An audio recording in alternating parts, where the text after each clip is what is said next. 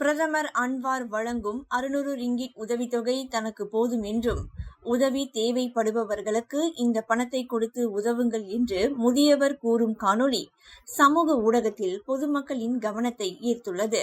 இந்த காணொளியை மலேசிய சமூக ஊடக பிரபலம் சஹாயா இச்சா தனது சமூக ஊடக தளத்தில் பதிவிட்டிருந்தார். அதில் சஹாயா இச்சா ஒரு கடைக்கு முன் நின்று கொண்டிருந்த இந்திய முதியவரிடம் சென்று அவருக்கு திருமணமாகிவிட்டதா, அவருக்கு தேவையான சமையல் பொருட்களை வாங்க உதவுவதாக கூறினார்.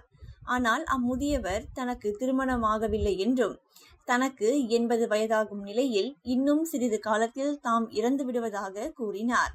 அதனால் உதவி தேவைப்படும் மற்றவர்களுக்கு உதவுங்கள் என்று சமூக ஊடக பிரபலத்திடம் அம்முதியவர் கூறினார்.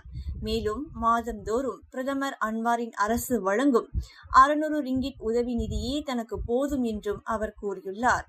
மீண்டும் மீண்டும் உதவ முன்வந்ததை கூறிய சஹாயா இச்சாவின் குணத்தை பாராட்டும் வகையில் முதியவர் அவர் கையில் வைத்திருந்த ஒரு 50 ரிங்கிட் நோட்டை எடுத்துக்கொண்டு நன்றி கூறினார். இந்த காணொளி சமூக ஊடக வலைத்தளங்களில் அனைவராலும் பகிரப்பட்டு வருகிறது. அவர் ஒரு உண்மையான மனிதநேயம் கொண்டவர். அவர் நீண்ட நாள்கள் வாழ வேண்டும் என்று பலர் கருத்து தெரிவித்துள்ளனர். இன்னும் பலர் இருப்பதை வைத்து மகிழ்ச்சியாக வாழ்வது எப்படி என்பதற்கு முதியவரை முன்னுதாரணம் என்றும் தெரிவித்துள்ளனர்.